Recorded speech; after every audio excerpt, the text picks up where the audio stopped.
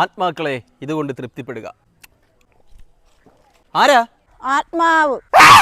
പേടിക്കണ്ട, ഞാൻ ദുരാത്മാവല്ല. പിന്നെ ഇവിടെ അടുത്തുള്ള ആത്മാവ. ആത്മാവിനുള്ളതേ ഞാൻ ഇവിടെ കളഞ്ഞിട്ടുണ്ട്. അതൊന്ന് കാണിച്ചു തരുമോ?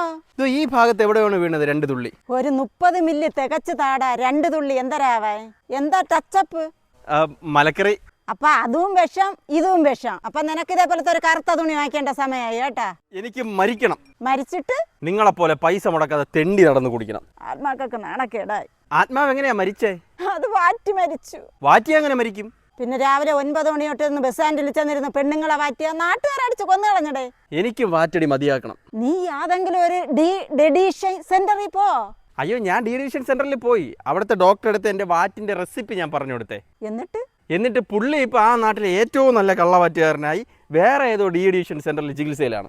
നിന്നെ ഞാൻ എവിടെ വെച്ച് കണ്ടിട്ടുണ്ടല്ല, കാട്ടാക്കട ബെവറേജിൽ വെച്ച്. നീ പാടിയിട്ടില്ലേ? മാംഗോ ചില്ലിയിൽ അര വാങ്ങിക്കാൻ വേണ്ടി നമ്മൾ 2 പേര് ഒരേ സമയം അവിടെ വന്ന്. മറ്റേ പുള്ളിയാണെങ്കിൽ എനിക്ക് അറിഞ്ഞൂടാ. അവിടെ പോയപ്പം ലിറ്ററേ ഉള്ളൂ മാംഗോ ചില്ലിയിലെ.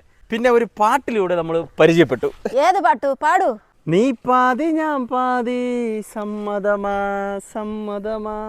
അയ്യവ ശരണം ഇത്തിരി കുറവാണെങ്കിലും അനു പല്ലവി തീരെ ഇല്ല.